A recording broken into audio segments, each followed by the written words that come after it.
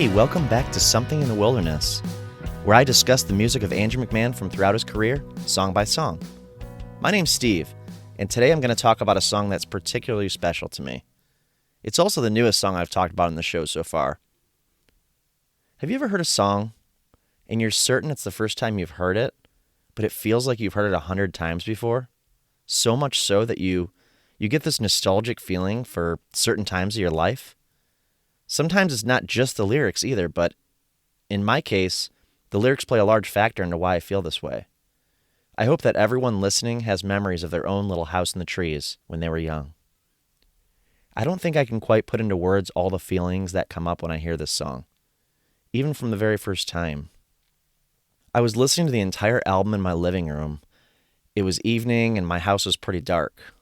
When House in the Trees came on, I heard those opening piano notes, and I remember exactly how it felt. When the guitar melody came in, I was just blown away by that sound. Then lyrics started, and it felt like it was one of my favorite songs of all time. When my wife came downstairs shortly after, I had to share it with her. I asked her to sit down quietly in the dark with me and listen to the entire song. I know sometimes she thinks I'm crazy, but anyway, I started to tell her why it was so special to me. Rarely can a song literally knock me off my feet like that one did on the first listen. The band is, of course, Andrew McMahon and the Wilderness. The album Upside Down Flowers, released on November 16th, 2018. It's never been released as a single, but I kind of think it should have been. It seems to be a fan favorite and a really special song to Andrew, and I think it would play well to a wide audience, but I'm probably biased. The song was written by Andrew and recorded and produced by Butch Walker. Andrew sang and played piano on it. Lacey Rostiak played the violin, and Butch played all the other instruments. I've been a fan of Butch Walker for years. He has a pretty strong producing resume if you look him up, but you may not know he started out as a hard rock guy. Over the years, he's really diversified his sound, though. You may or may not know that he was in a glam metal band in the 80s and early 90s, and then in the late 90s, he had a band called Marvelous 3. Some might call that a one-hit wonder. They had this song called Freak of the Week. But I honestly hold that song as close to my heart as I do some of my favorite Andrew songs, so I highly recommend checking it out if you don't know it. Since the early 2000s, he's been releasing music under his own name, and he's dabbled in hard rock, classic rock, folk rock, pop punk, and more. I'm going to do you a favor right now. If you like House in the Trees, you need to go listen to Gridlock by Butch Walker off of his 2020 release, American Love Story. Not only do I love this song, it kind of has a similar guitar riff to House in the Trees. Since the music in Gridlock gives me some of the same nostalgic feelings that House in the Trees does, I have to give some of that credit to Butch's guitar work. Anyway, while you're at it, just check out the whole American Love Story record. In my opinion, that album is some of Butch's best work, and that's what's amazing about Butch Walker. His last 3 albums have been the best work of his career. After 30 years in the business, he just seems to get better. I could go on and on about Butch, but I'll stop there for today. So House in the Trees was recorded at Abbey Road Studios in London, which is basically the stuff of legends in modern music history. Here's an incomplete list of artists who have recorded here. The Beatles, Pink Floyd, Aretha Franklin, Radiohead, Oasis, Lady Gaga, and Adele. I'm sure Andrew was honored to work at this studio, and I'm actually quite proud of him that in a way, he's earned himself a spot among these legends of the industry. Andrew describes the Upside Down Flowers album as his most personal work yet. It's not hard to hear that in the lyrics either. But he also explained that the songwriting went quickly because he just wrote the things that came to mind on the album. I think a lot of fans appreciate how so personal and very real these stories are. I know that's a quality I always look for in an Andrew song. In an interview with Cryptic Rock, the interviewer Jeannie Blue stated, House in the Trees is really one of those songs for people our age who've started to think back on past friendships and people who drifted away who will always hold that special place in our hearts. Andrew McMahon responded, Totally. It was interesting because I found things cropping up a little bit more often. The 2 people I wrote about in that song, I had talked to both of them in a short window of time. They were both like, it was really great to reconnect. And it made me feel like, oh my gosh, these used to be the people that were in my life every day, all day long. It's funny because the song has a melancholy to it, but I really do think it's about celebrating those friendships and not having judgment for the fact that you grow up, things change, and that's okay. You make new friends, But there are those friends that no matter where they go, they're always going to have this permanent place in your heart and in your head.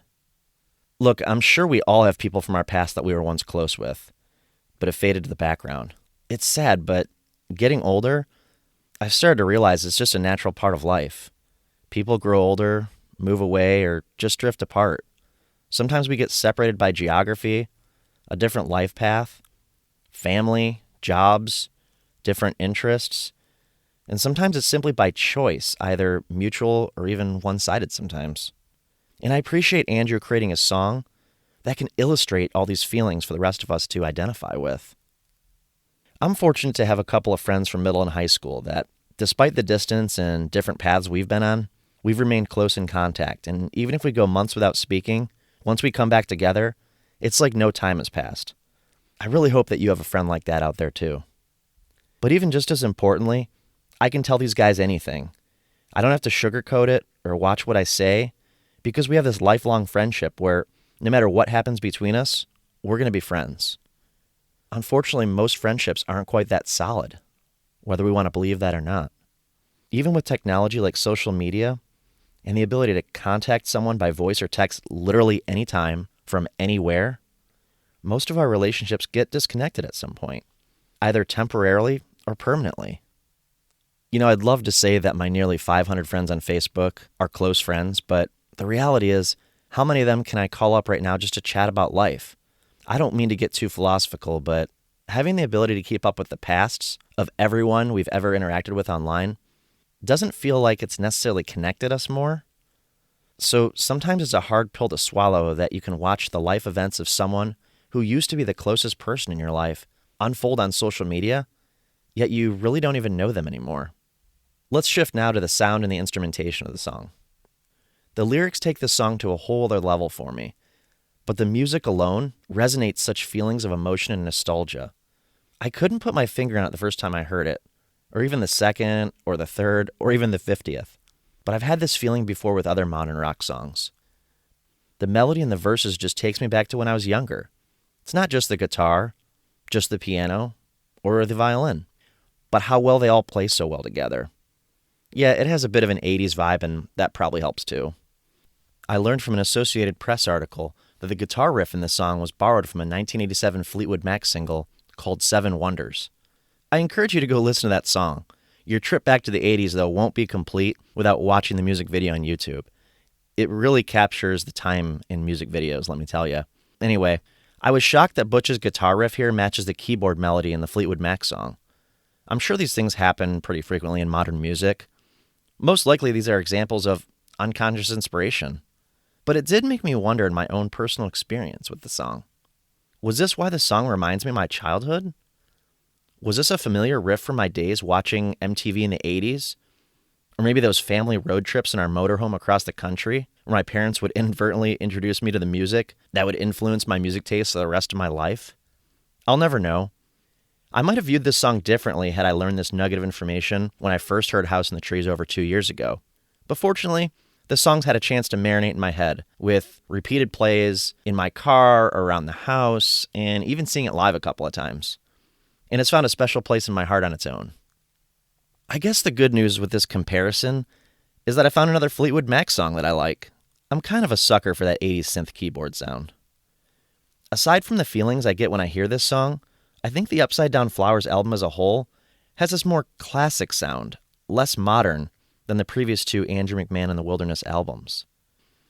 It's really hard for me to rank the three in order by my favorite, but I just want to say here that I appreciate the return to traditional instruments and sing-songwriter feel of the album. Despite all of Butch's contributions, it does feel to me more like a solo effort, though, from Andrew, and less like a collaboration of pop songwriters and producers. And this song's a prime example of that sound. In fact, if someone were to ask me for one song to demonstrate what Andrew McMahon music sounds like, I wouldn't hesitate to play them this one. But that's how much I believe in the weight of the song and what it represents about Andrew's life and his music. And if the instrumentation wasn't enough, the lyrics are the most special thing about this song to me personally. You know, there's so many songs I've listened to in Andrew's 20-plus year career that have given me the sense that he's writing the soundtrack to my life. I hear songs like this, and I feel like no other artist has been able to capture the spirit and the memories of my life nearly as close as Andrew's been able to. Obviously, I'm not delusional. I know he's not writing these songs for me or about me. But in writing about his own life, it's incredible to me how easily I can apply a lot of the thoughts and the feelings and his experiences that he speaks about to my own life. Not every single song of his is easy to relate to for me, of course. I was never a teenage rock star, and I've never experienced a debilitating and potentially fatal disease. But this song hits near the top of the list when it comes to being relatable and giving me a chance to reflect on my own life experiences. So when I heard the opening lines to the song for the first time, in a moment of complete transparency and vulnerability, I'm going to tell you that I had tears in my eyes. All I needed to hear was, Jamie was a good friend, back when we were kids. And that was enough to take me back to my own lost friendship with my former best and at times only friend from the time I was in diapers through high school. Next, I noticed the pre-chorus and the chorus. But it's easy when you're young not to realize that you're lucky. When the last of your friends are gone, you learn a whole lot about hanging on and on. But if you crash and nobody sees, just remember there will always be a room for you in my house in the trees. We all have these friendships at points in our life that we can't ever imagine ending, right? Maybe you spend every day together, you know everything about each other, and then skip to years later, you realize that this was such a short amount of time in the scope of your life, and you don't even know that person anymore. In my personal example, that kid's name was Jamie. But with all that in mind, I still think about him a lot. I wonder what he's doing. I wonder how we drifted so far apart. And sometimes I wonder if I'll ever see him again. I did get a chance to catch up with him at the funeral of a friend's mother a few years back. We hadn't spoken in years at that point, despite my trying to reach out more than once. Now, he's been dealing with some things in his own life, and I have a family and a life hundreds of miles away from where we grew up. But it was really good to reconnect, hear about his life through his own words, have a conversation like we did when we were young, and just see with my own eyes that he was okay. Honestly, it gave me a sense of closure. I want to see him again, but if I don't or can't, if life simply doesn't allow it, then I will feel better about it than I would have before that moment. I hope that makes sense. More recently, I was doing some online get-togethers with some of my high school friends during the 2020 quarantine. And I remember one of our mutual friends, who I am still really close with, telling me, "Dude, you have to be on the chat tonight. I have a special guest coming," which was kind of funny, and I was pretty sure I knew who to expect. But it was really cool because we had most of our core high school friends together in one video chat. Even though it was still online, somehow it still felt like old times. But knowing what Jamie's been through and his absence in our lives for the past decade or more, we wanted him to know there's still a place for him in our metaphorical house in the trees.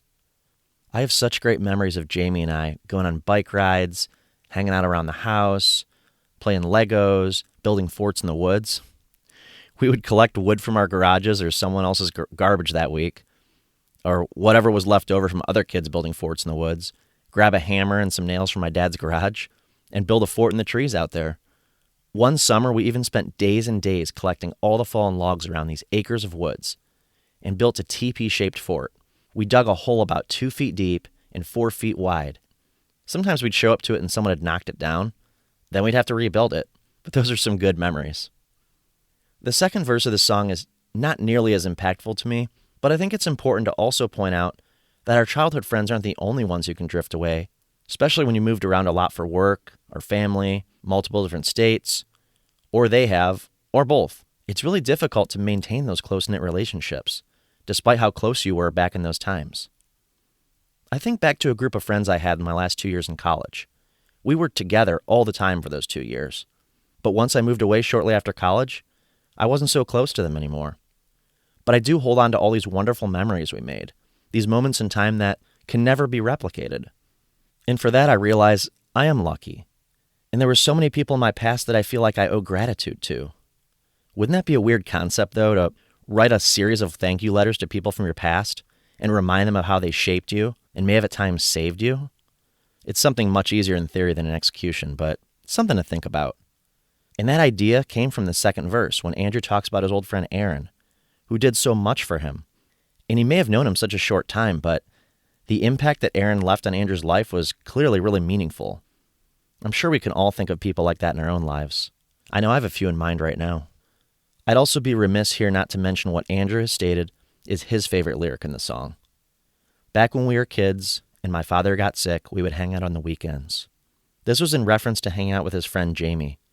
He told Jeannie Blue in the Cryptic Rock interview that I quoted earlier that he remembered bawling his eyes out when he wrote those words. It's powerful stuff. According to Setlist FM, House in the Trees has been played live 55 times, 5 of which were in 2020. It's a song a lot of fans seem to love, but probably because of how personal the stories feel. It was played in concert for the first time in December of 2018, right after the album came out. He did play it on his Instagram livestream last year on March 20th, too. He said that the treehouse in the chorus that he's referencing is really in his head, where he reserves space for people that he loves, but he can't see all the time. Man, I miss Andrew's Instagram live streams. Can we just start a campaign to bring those back? Mixing up drinks, playing some tunes, telling stories. I kind of miss those times. Andrew, the world still needs this. Most recently, he played it at both the Dear Jack Foundation benefit show online in November, as well as the live Unlocked session the following week. I can't say enough about how much the strings in these versions gave a different sound to these songs. I can't say I prefer one over the other, but it definitely adds a different feel to it. Again, I'm really hoping the Dear Jack Foundation concert versions are officially released somewhere, because everyone needs to hear those. When bands can tour again, I'm all in for a full Wilderness tour with string arrangements. While you can't find that show on YouTube, I will link a live version from a show that the Wilderness played in February of 2019 during the Upside Down Flowers show. It was really nice to watch this one because I saw Andrew McMahon and the Wilderness live on that same tour. Well, speaking of YouTube, you can also find all the Rocktail Hour videos that Andrew did in early 2019 to promote Upside Down Flowers.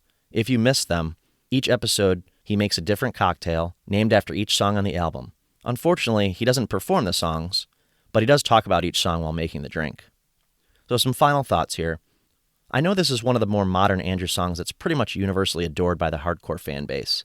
I can assess that some of the reasons is for how relatable the lyrics are and how personal they are as well. As fans, we want to hear about Andrew's personal story. It's comforting knowing that even someone who lives such a different lifestyle than the rest of us, he has similar stories of friendships, heartbreak, and lost connections. A good song to me has music that's not just catchy, but has a melody that I want to keep coming back to. Okay, maybe that's the definition of catchy. But it also has lyrics that I can either identify with, or they help me learn or even just care more about the songwriter. A song that makes me feel something. House in the Trees has given me the chance to remember and appreciate those friendships from my past, and reflect on them in my own present life, and recognize the lasting impacts they have, regardless of how long they were or even how they ended. I hope you all have a chance to reconnect with someone important from your past sometime this year. Thank you for taking the time today to listen. Follow the podcast on social media and drop a comment to let me know what you think so far. Or shoot me an email at somethinginthewilderness@gmail.com. Remember to always save room for those important people in your life and make sure they know it. Take care.